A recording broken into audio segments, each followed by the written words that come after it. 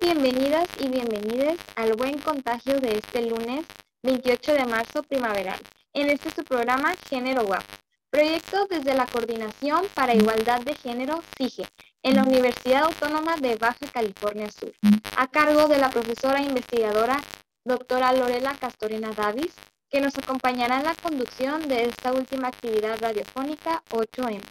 A quienes nos sintonizan desde radio por el 1180 AM o a través de las redes sociales Facebook Comunicación Radio WAP, mixlr.com/Radio WAP, quédense en Conversando con el Feminismo, con la doctora Lorela Castorena Davis.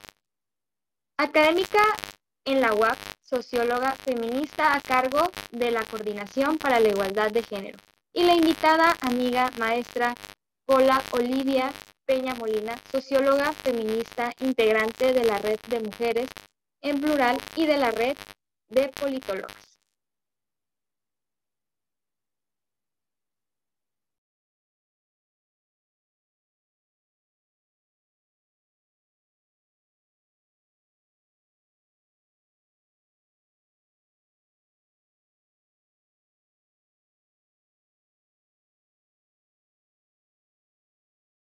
Muy buenas tardes, estimada audiencia de Radio Universidad Autónoma de Baja California Sur.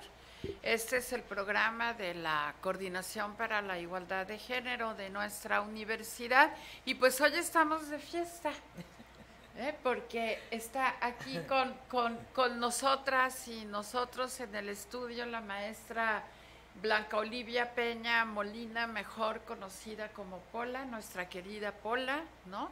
Que qué bueno que andas por aquí. Sí, gracias por la invitación, Lore, querida. Imagínate, sí. es un privilegio que cerremos con este programa el mes de actividades que hemos tenido para posicionar en el espacio, aunque sea en el espacio público universitario, ¿no? Sí. Los temas que nos atañen como coordinación, como universidad, y pues en esta ocasión, ¿con quién mejor para cerrar? Ahora sí que cerrar como se dice, ¿cómo se dice? Con broche de oro se dice, ¿no? Para cerrar con broche de oro, pues la oportunidad de compartir contigo esta mañana. Muchas gracias, Lore, encantada de estar aquí. Y pues espacio. La idea es que hablemos de feminismo, o sea, conversemos sobre feminismo, el feminismo además de estos días, que es tan interesante, ¿no? Sí. ¿No? Bueno, sí hay tanto que comentar al respecto. Cuando conversamos de esta invitación, que me decías, ven, vamos a platicar, ya teníamos un buen rato conversando precisamente de cómo estábamos viendo lo nuevo que está, la nueva encrucijada, ¿no?, en la cual se encuentra ahorita el movimiento feminista, no solo en México, sino también a nivel internacional, y hacíamos un recuento pues personal, ¿no?, de cómo habíamos llegado al feminismo, de cómo llegaste tú, me decías, y tú cómo llegaste y qué fue lo primero que te llamó la atención, si es que se puede señalar un momento preciso en una historia de vida, que creo yo que no es, a veces sí es posible, otras veces es como resultado de una serie de eventos, ¿no?, o de circunstancias de contexto de la vida familiar, personal y todo eso, y pues ya ha llovido mucho. Pues estamos yo creo que sí, ya ambas estamos en la tercera edad. La edad dorada. En la llamada tercera edad. La tercera edad, que mientras más años cumples, ves extiendes más la categoría de joven. Oye, pero ¿cómo si tiene 70 el periodo? Ay, pero qué joven. Sí. Y justo en estas conversaciones previas que tuvimos con Pola, hablábamos de cuando yo llegué a la universidad, tú ya estabas aquí en la universidad y fue para mí una maravilla, una delicia encontrarme contigo y además encontrarme con otra feminista, ¿no? Sí. En el fin del mundo. Camino. Sí, no, para mí también fue un agasajo que llegaras, obviamente estabas tú en plena maternidad, sí, con tu hijo, yo ya mi hijo tenía más años, 2 o 3, no sé cuántos años más, pero sí, pues yo ingresé a la universidad en el 78, Fíjate, imagínate. Participé en el primer examen de oposición y méritos de la universidad, con era rector el doctor Rubén Cardosa, y el 79 presenté mi examen y obtuve la plaza de tiempo completo en el área de metodología de la investigación, y desde entonces empezó mi carrera dentro de la universidad, y vinculado al tema de las inquietudes sobre el feminismo, etcétera, pues ya obviamente ya traía inquietud desde la carrera, desde la universidad en Mexicali, Baja California, que es mi alma mater, digamos, donde estudié. Y bueno, posteriormente aquí, pues ya que vas entendiendo la bimodalidad en la que estábamos como profesores investigadores, bueno, además que la docencia llevaba una carga muy fuerte, pues el tiempo que quedaba para hacer investigación, pues el tema que siempre me pareció más interesante, más atractivo, intelectual y existencialmente, era el tema de la participación, de la situación de las mujeres en México. No se hablaba en esos años de género ni de todos estos nuevos conceptos, ¿no? Pero ya había un camino a nivel de conceptualización muy amplio, claro, muy fuerte, muy sólido, que empieza a ser un boom en las universidades mexicanas. Y aquí en Baja California Sur, pues como iba empezando, yo creo que yo era la única persona a la cual esos temas le llamaban la atención, ¿no? Y así empecé investigando sobre la participación, la situación de las mujeres en México y en Baja California Sur, y me fui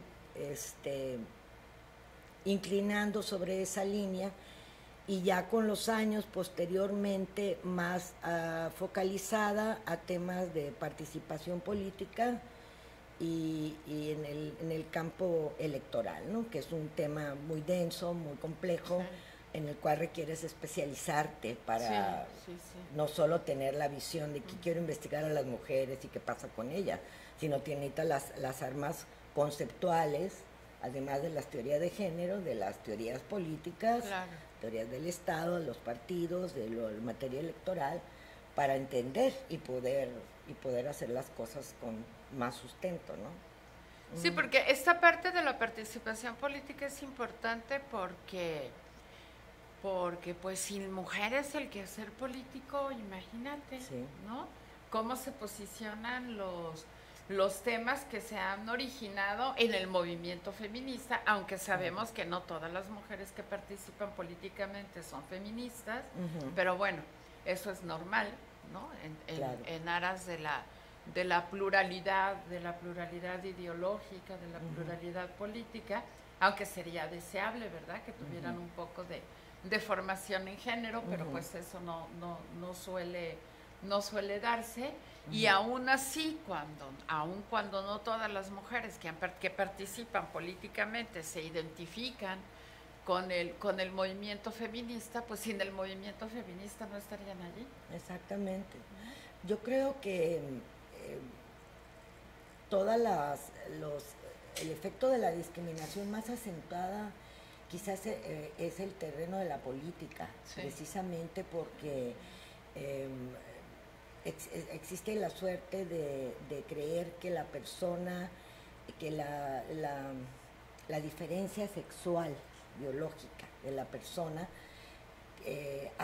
trae consigo una especie como de cualidad ontológica, ¿no? Las mujeres, por ser mujeres, siempre van a defender a las mujeres, y esto no necesariamente. Y lo mismo en el caso de los hombres, ¿no? Se requiere una etapa de toma de conciencia, de sensibilidad y todo.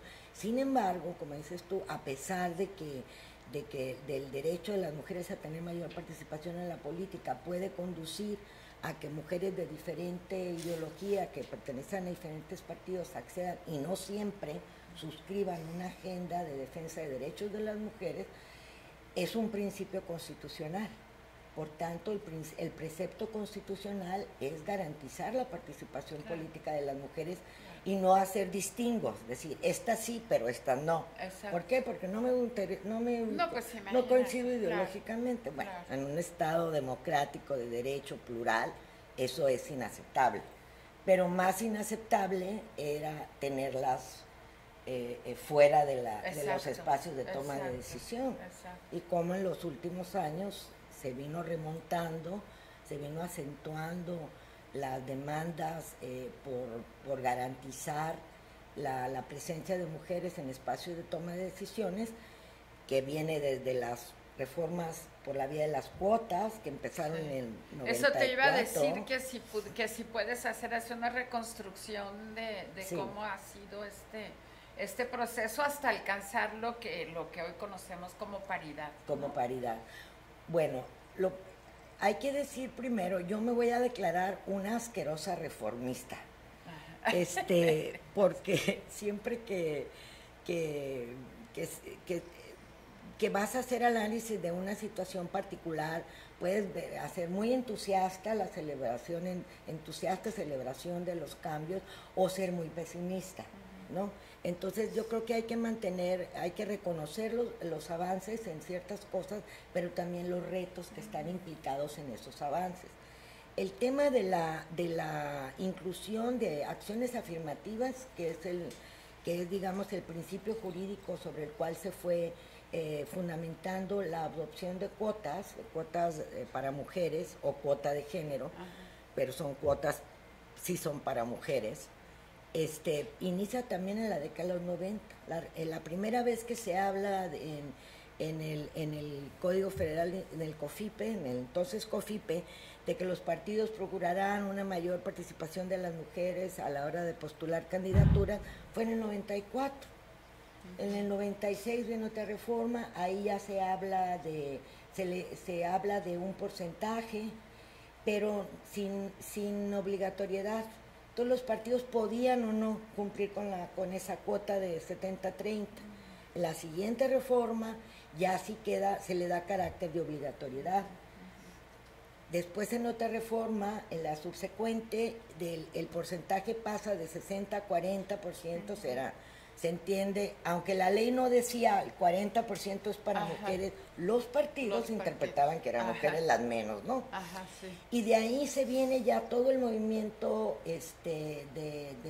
pro igualdad sustantiva, que está amarrado, y es para mí, siempre lo resalto, porque si hay una reforma importante para el avance y protección de los derechos de las mujeres como de otros grupos, es la reforma constitucional en materia de derechos humanos, que es la del 2011. La del 2011, sí. Sin esa reforma, difícilmente se hubieran podido reformar constitucionalmente el principio de igualdad o de paridad, que es el nombre que adquiere, ¿no?, para ocupar cargos públicos. 2014, y luego la subsecuente reforma ya es para todos los órdenes de gobierno y niveles de gobierno. Entonces esto es así como contado de manera muy rápida. Yo la verdad, cuando se ganó la reforma constitucional, la del 2014, estaba muy contenta, estaba brincando de alegría, estaba llorando, estaba en la Ciudad de México, con unas colegas, unas compañeras, y todas llorábamos, porque yo la verdad creí que me iba a morir sin verlo. Claro. Nunca pensé que México fuera a transitar, a elevar el Estatuto de Ciudadanía de las Mujeres al principio de paridad, que realmente constituye un nuevo contrato social. Claro. Decir que la sociedad tiene que estar representada paritariamente en los espacios de toma de decisión es verdaderamente un nuevo paradigma que quizá no se ha dimensionado lo suficiente, pero que es así, no es una opción, es una obligación, es un mandato constitucional. Nada de que si quiero y puedo, es que no hay mujeres y tienen en sus filas, Ajá. no, Sí, sí, un montón de mujeres militando, y a la hora de las Y candidaturas que tienen años además militando en sus partidos. no hay mujeres. ¿no? Ahora Ajá, sí, también los partidos de repente hacen maña, y en lugar de darles las candidaturas a mujeres que tienen muchos años, se los dan a familiares, a otras personas que realmente ofende a sus correligionarias mujeres, y esto ha sucedido en todos los partidos, no es un rasgo así característico de solo uno, sí, así es. Sí, Entonces, bueno, práctica. eso es, para mí fue y sigue siendo, como bien sabes. Entonces, la reforma legal constitucional trae aparejada también, como fortalece en ese proceso de las cuotas, la paridad, etcétera, un fortalecimiento también del sistema de justicia. Claro. Sin el bloque de sentencias y de jurisprudencia que también paulatinamente se ha ido ganando en materia de justicia electoral, difícilmente también ahorita encontraríamos los porcentajes que ya sabes, claro, que han roto el paradigma, sí, de más de 50% de mujeres. Y en los tribunales, ¿no? En los tribunales, sí, en los congresos de los estados. Lo único que está rezagado ahorita sigue siendo las presidencias municipales, sí, pero hubo un salto cuantitativo tremendo, importante. En estos últimos 6 años, sí, ¿no? Sí. Cuando entra la paridad vertical y horizontal, ajá, ¿recuerdas? Sí. Que decían, no, pues, ¿por qué no va a aplicar a las presidencias municipales? Pues, tiene que aplicar, es un espacio de... La reforma del 14 fue tramposa a la Constitución porque solo convino en que fuera para cargos de elección popular federal y gubernaturas. Y congresos estatales. Entonces decimos, ¿y qué las gubernaturas y las presidencias municipales no son cargos de elección popular? Y además donde en los lugares más cercanos, ¿no? Sí. A la gente. Entonces yo digo, soy una asquerosa reformista, porque cuando un tema te apasiona, cuando empiezas a hacer trabajo de cabildeo con grupos de mujeres que están cercanas a quienes toman las decisiones, o con grupos de mujeres que son también políticas de diferentes partidos, en un campo de discusión permanente, autorreflexivo, autocrítico, donde están mujeres de todos los partidos, como es la red de mujeres en plural a nivel federal, es muy enriquecedor, es una experiencia muy enriquecedora, porque hay de todo ahí, hay académicas, hay investigadoras, hay activistas, pero es así como yo concibo. Yo no vengo de un activismo muy fuerte, porque yo soy norteña de Mexicali, cuando los movimientos y las marchas en otros estados de la República, como la Ciudad de México, pues empezaban y estaban en todo su furor.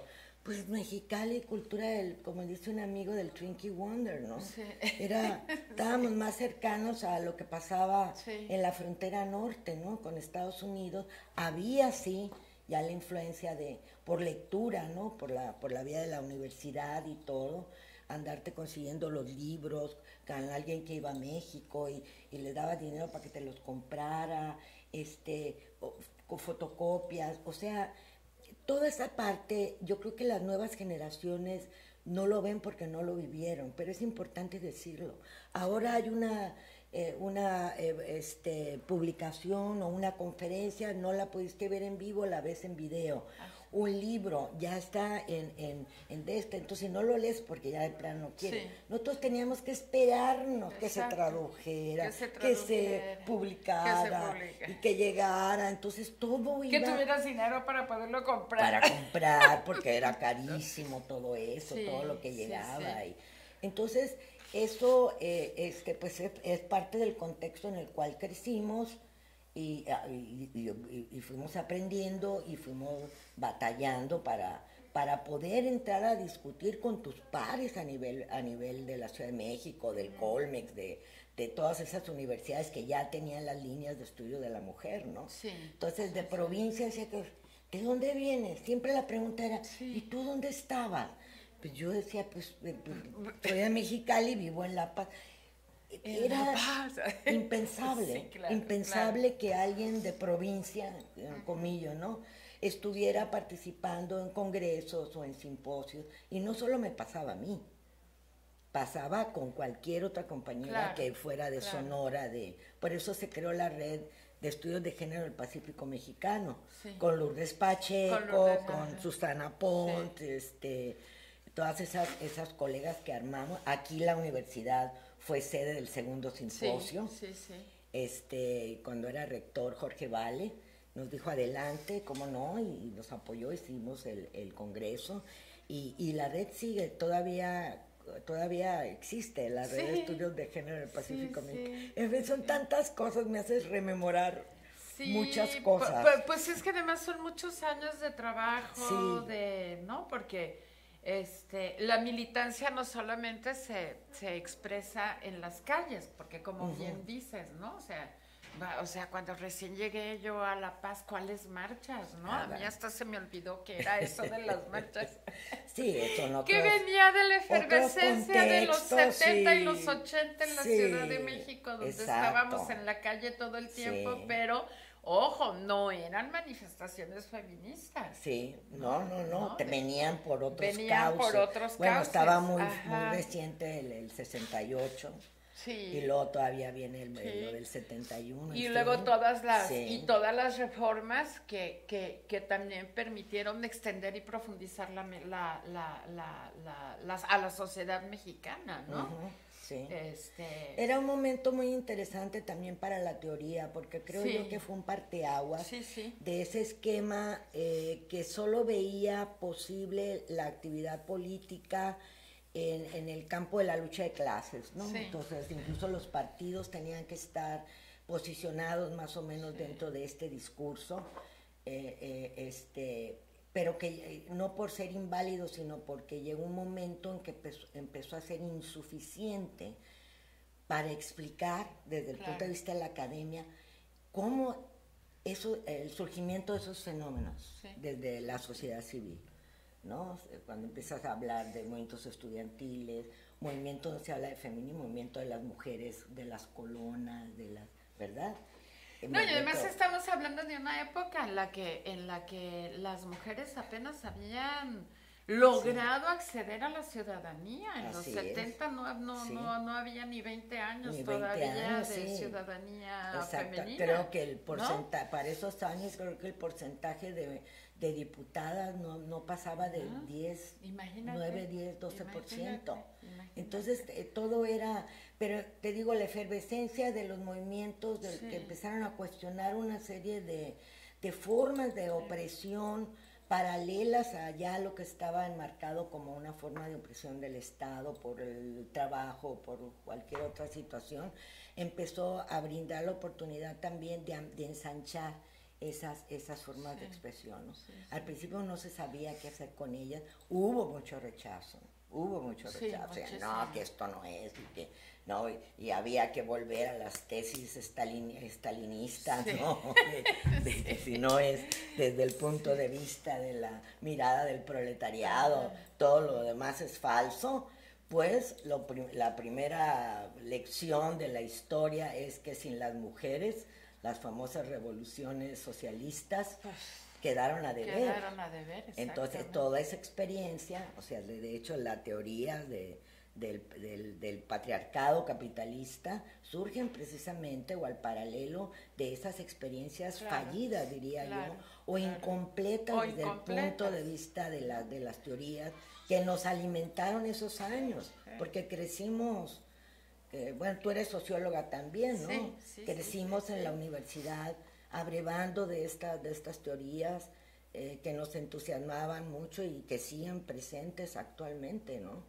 Y abrevando de otras cosas. Entonces fueron temas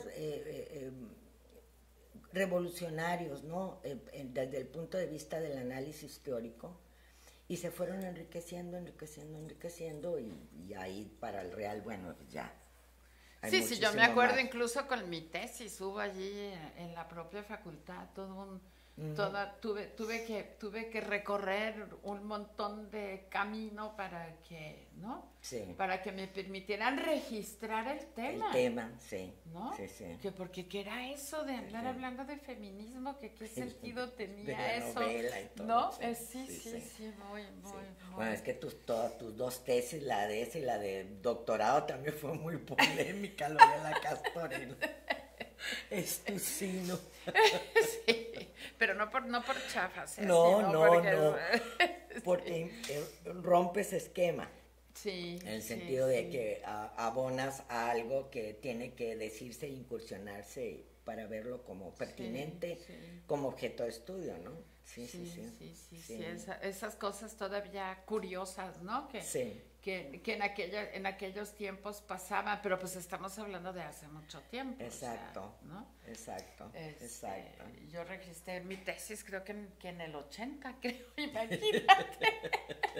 Pues no hace mucho. Pues ya hace un montón. Bueno, no, y no. 30 y tantos años, imagínate. Sí. No, más, ¿no? 42 años. 42 años, hace 42 sí, fue en el 80, claro, en el 42 hace años. 42 años, imagínate. Así es. ¿No? Ya ahora es lo más normal, ¿no? Claro. Bueno, a ver, ahora estamos haciendo cosas para fomentar la investigación en la UAPS, pero en el país se hace mucha investigación en estudios feministas y de género. Claro. Aquí en la universidad pasó una cosa muy curiosa, porque, pues, te digo, yo era la única que me interesaban esos temas. Incluso colegas de esta universidad no le daban importancia a este área de conocimiento. Pues cuando hicimos la modificación del plan de estudios, ¿verdad? Sí. Que metiste la materia de género Exacto, y política y no querían. Había mucha resistencia. Decían que era una moda, etcétera, etcétera. Sin embargo, volviendo al tema de cuando se tenía que ver con el tema, la problemática de las mujeres era una moda. Sí. Pero por ejemplo, no les pareció moda el tema del medio ambiente. No. Tampoco les pareció moda hablar de no sé, de la paz, de las nuevas gobernanzas, de las migraciones. Todo eso era normal y bienvenido. Normal, pero mujeres. Pero hablar de la problemática claro. de más de la mitad de la población mundial problemática particular, les parecía que no te merecía tiempo, recursos, pero yo me empeñé en que sí, y dije, no me importa, no voy a tener interlocución dentro de la universidad. Por eso cuando llegaste dije, va a haber más, por lo menos tengo interlocutora. Pues sí. Y entonces mi interlocución era fuera de la universidad. Claro. Yo tenía que tener mis interlocuciones para que te critiquen, para que vean que estás escribiendo, para que te corrijan. Y recibí grandes enseñanzas y grandes críticas y grandes todas de mis maestras que no tuve en la universidad, pero las tuve ya en el camino que estás aprendiendo a investigar. Claro. Y eso es muy rico también porque te expones al exterior. Sí. Tienes que perder el miedo de exponer tus ideas y de aprender a defenderlas con argumentos y no nomás irte con la finta del eslogan o de una defensa por la defensa, que si bien es válida, pues dentro de la academia no se sostiene, ¿no? Ni de la política, dicho sea de paso. Dicho sea, por cierto. Por cierto, ¿no? No debería al menos, ¿no? Sí. Pero bueno, a veces son discursos, pues si bien diferentes, por lo menos deberían acercarse a esa experiencia dialógica, ¿no? Como dices tú mucho de la cuestión dialógica, y es cierto. Entonces, pero bueno, yo creo que el mejor momento fue cuando se me autorizó crear un taller de estudios de la mujer o de género, tenía un asistente de investigación, empecé a hacer más investigación, estuve fuera porque estuve estudiando el doctorado y la maestría. Fundamos el Archivo de la Palabra. El Archivo de la Palabra, sí. Empecé a hacer investigación cualitativa y entrevisté a muchas mujeres en la política, y ahí están los cassettes y algunas ya están incluso como documento.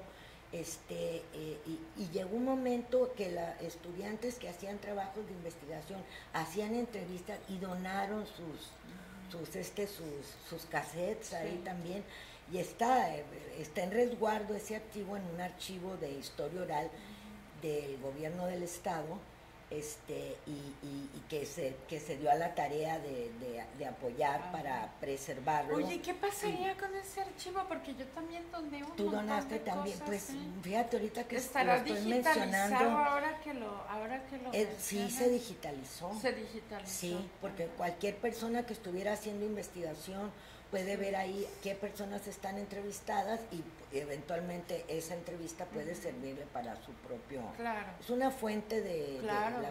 Las entrevistas son una fuente para la historia, ¿no? Sí. Las entrevistas, el testimonio oral, digamos, son fuentes. Entonces se hizo eso. Después vino ya una mala racha, digamos, aquí, donde se acaban, digamos, se cierran los recursos para continuar en eso. Viene este cambio generalizado a nivel nacional de la creación de los cuerpos colegiados y los cuerpos académicos, y eso cambia radicalmente la dinámica que se traía, y entonces ya me quedo digamos ahí me sigo investigando, pero digamos ya ese taller ya no desaparece, por decirlo así, ¿no? Pero sí se llegaron a formar las primeras generaciones de estudiantes, algunas de ellas funcionarias ya, otras políticas de diferentes partidos.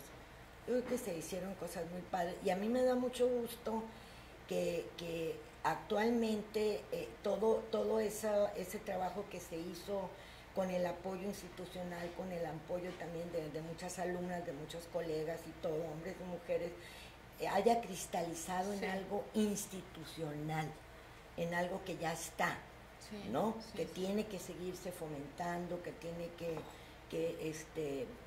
seguir actuando y abriendo para el debate y los nuevos puntos que se están ahorita discutiendo a nivel internacional, ¿no? Vemos todos los días hay algo que discutir, que ver, que leer, que refutar. Entonces yo creo que es el mejor ejercicio para preservar el principio democrático de la tolerancia, es tener un debate abierto y fundamentado. Exacto. O sea, de libre expresión. No, la mejor forma de enseñarle a un alumno que es libre para pensar y decidir es haciendo lo que sepa leer, escribir, que lea mucho y que aprenda a argumentar, no a denostar y no a violentar, sino, dame tu opinión y convénceme, yo te doy la mía y te convenzo, y a lo mejor en el camino coincidimos, a lo mejor hay puntos en los que no coincidimos, pero avanzas en la construcción de algo, ¿no? Exacto.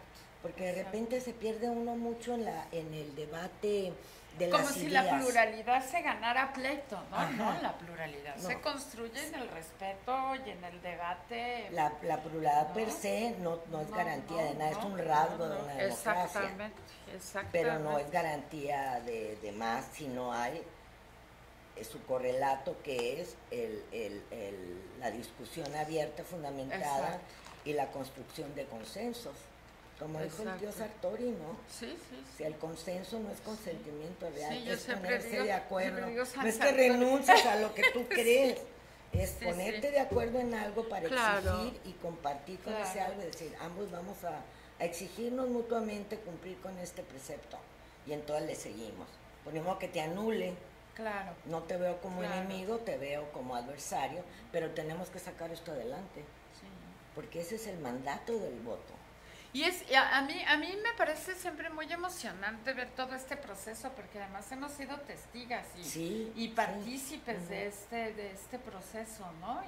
Y finalmente ver cómo cristaliza, cómo avanza, y la enorme diversidad que hay ahora de grupos y demás. Digo, unos te gustan más que otros, ¿no? Hay unos que a mí no me gustan nada, ¿no? Y me imagino que así nos pasa a todas, ¿no? Pero es muy rico, ¿no? Así es. O sí. sea, ver las manifestaciones del 8 de marzo y del 25 de noviembre, ¿no? Es muy emocionante en nuestro contexto local, ¿no? Sí, sí, sobre todo aquí en Baja California Sur, sí.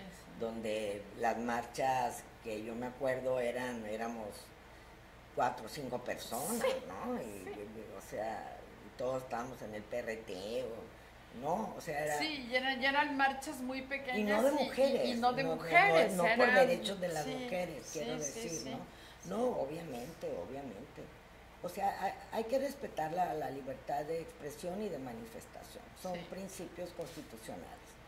El tema de etiquetar por razones de violencia y todo, pues no debería optar para que sucumban los que son las agendas, ¿no? Exacto. Que era realmente donde hay que centrarse, que a eso iba hace rato, ¿no? De repente hasta dices tú, en tanto debate, se está debatiendo tal concepto, no, que sí, que no, que la borrada de las mujeres y de repente dices, a ver, digo yo, ok, esto se puede seguir discutiendo, se puede reflexionando, de repente a mí no me parece nada nuevo de lo que se está discutiendo. No, a mí también me pasa lo mismo, pero otra vez vamos a ir a esa discusión que se supone que ya habíamos superado. Entonces, ¿no? Yo creí que ya esto había superado y resulta que no. Bueno, pues volvemos a reflexionarlo, pero esa es una parte.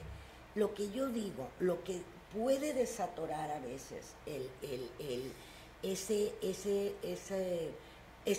esa percepción de una encrucijada, de callejón sin salida, es pongamos en la mesa las agendas, por Dios. Claro. ¿Qué quieres tú? ¿Qué estás pidiendo? Claro. ¿Sí? ¿Qué has logrado en el camino?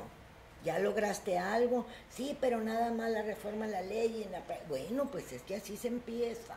Hay que empezar por algo. Claro. Por eso te digo, yo sí soy una asquerosa reformista. Porque cuando la gente... Pues es que sin las reformas no tendríamos la sociedad que tenemos cuando ahora. La gente pone en la mesa las agendas, tiene que aprender a definir qué quiere y justificarlo. Claro. Porque la consigna es muy buena, pero no es suficiente para hacer política. Las consignas son muy buenas, pero no son suficientes. Se tiene que establecer en una agenda y dar seguimiento. Y requiere tiempo, esfuerzo y mucha tolerancia. Sí. Yo por muchos años, cuando me decían feminista, yo les decía, no soy, pero ¿cómo no vas a ser feminista? Les digo, ¿saben qué? Para mí el activismo feminista merece todo mi respeto. Y yo no me sentía activista. Ajá. Me sentía que, claro, como mujer, pues que estaba entendiendo la lucha. Pero precisamente porque se requiere de mucho tiempo para poder tener incidencia. De otra manera, pues, te quedas en la consigna. Entonces el riesgo es no quedarnos en la consigna, es adelantarnos y ir por donde se pueda caminar, ya sea en legislativo, en política pública, en participación ciudadana, en economía, en todos los frentes. En la academia. En la academia, por supuesto. En la academia. Sí, más o menos así. En la academia formando o deformando. No, hacemos nuestro trabajo con mucha seriedad. Claro. No, el otro día les decía al grupo de estudiantes de licenciatura hablando del sufragio y del voto femenino, etcétera, ¿no? Que esa idea de sufragio universal, ¿no? No habría sido plantearla sin las mujeres, porque pues además se decía sufragio universal y dices, ¿cuál? Si más del 50% de la población no puede votar, o sea, no se puede hablar de, ¿no? Y no solamente es votar, porque luego reducimos, o sea, por eso a mí me gusta hablar más bien de ciudadanía, ¿no? Porque luego reducimos la democracia al voto nada más, y la ciudadanía, la ciudadanización es súper importante, ¿no?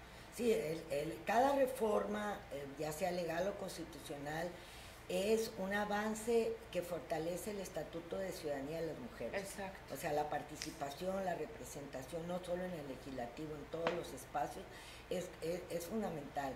Yo siempre, cuando he trabajado el tema del principio de los derechos políticos de las mujeres enmarcado como un derecho humano y enmarcado dentro del bloque de constitucionalidad de nuestra Carta Magna, les digo, ser iguales no es sinónimo de ser idénticos, pero no, ser diferentes no significa que unos sean inferiores a otros. Claro. Entonces, si quien cuestiona el feminismo no ha entendido por qué las mujeres como sujeto político son las que han creado este movimiento, pues no han entendido nada. Pues no. Y aún así se llaman defensores de los derechos humanos, perdón, no han entendido nada. Existe un movimiento porque la diferencia se convirtió en desigualdad. Exacto. De trato, de oportunidades y de resultados, y porque además de discriminadas por esa razón, han sido violentadas solo por ser mujeres. Entonces la herencia desagradable es doble, es dimensión de desigualdad en derechos y dimensión de ser objeto de violencia física y en todas las modalidades, que tú eres la experta, pero bueno, lo sabes perfectamente. ¿Por qué? Porque naciste mujer. Y sigue siendo ese un lamentable problema que, bueno, esperemos que algún día, a lo mejor no lo vemos. Que no hemos logrado erradicar no como sociedad, porque tenemos que erradicarlo como sociedad. Porque ahí tienes ahora la violencia política. Exacto.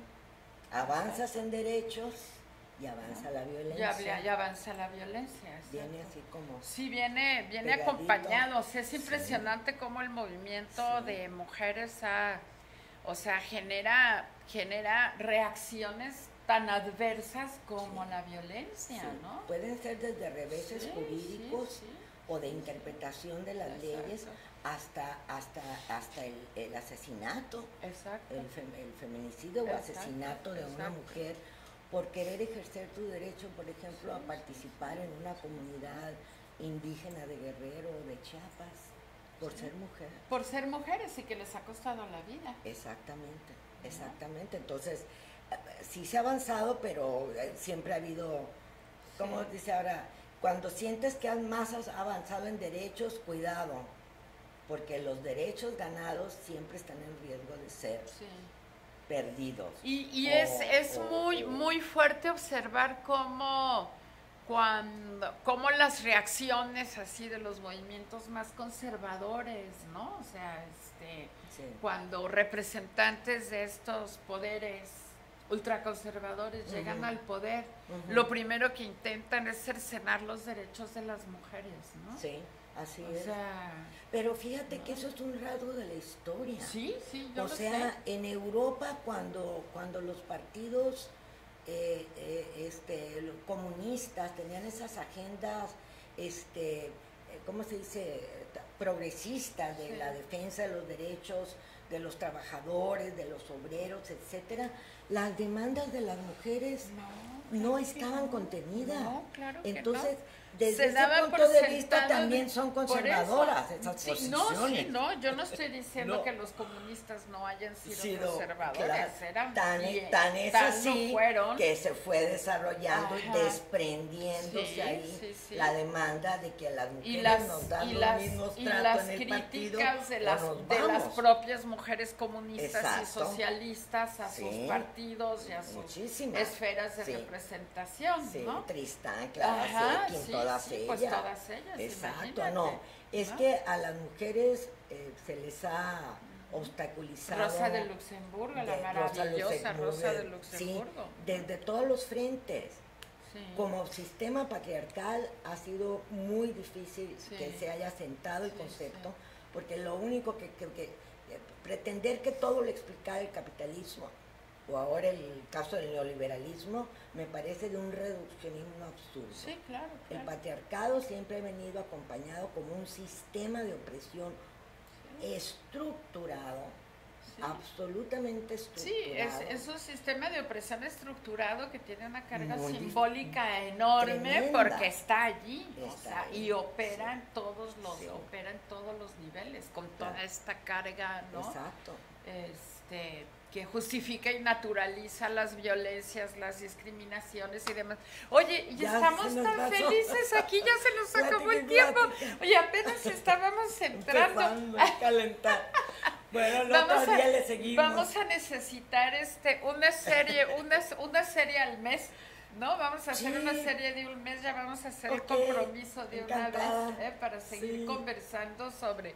Uy, porque ni llegamos Al a los feminismos de nuestro tiempo que Sí, están muy sí, sí, interesantes, sí, ¿no? Muy, sí. muy interesantes. Pues, Pola, mil gracias, Gracias muchas a ti, gracias. a la universidad. Se nos fue el tiempo. Sí, Ay, gracias Lore, rapidísimo, rapidísimo. felicidades por el programa, gracias, estoy feliz de regresar aquí a la universidad. Y en la pues, nos universidad vemos felices pronto. de tenerte aquí. Bueno, nosotros nos vemos todo el tiempo, ¿verdad? Ajá, sí. Pero felices de que estés, de que hayas aceptado, de que hayas venido y demás. Mira nomás qué bonito programa según nosotras acabamos, según yo acabamos de hacer. A lo mejor un poco así No, desilvanado, pero bueno, siempre sí. dijimos que no teníamos guión, que era Sí.